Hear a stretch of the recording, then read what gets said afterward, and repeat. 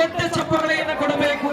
ಇವತ್ತು ಗ್ರೇಡ್ ಮಾದರಿಯ ಹಗ್ಗ ಜಗ್ಗಾಟದಲ್ಲಿ ಭಾಗವಹಿಸುವಂತಹ ತಂಡವಾಗಿದೆ. ಶಿವಾಜಿ ಗೆಳೆಯರ ಬಳಗ ಕಕ್ಕಡದ ವಿರುದ್ಧವಾಗಿ ಕಪಿಲ ಕೇಸರಿ ಎ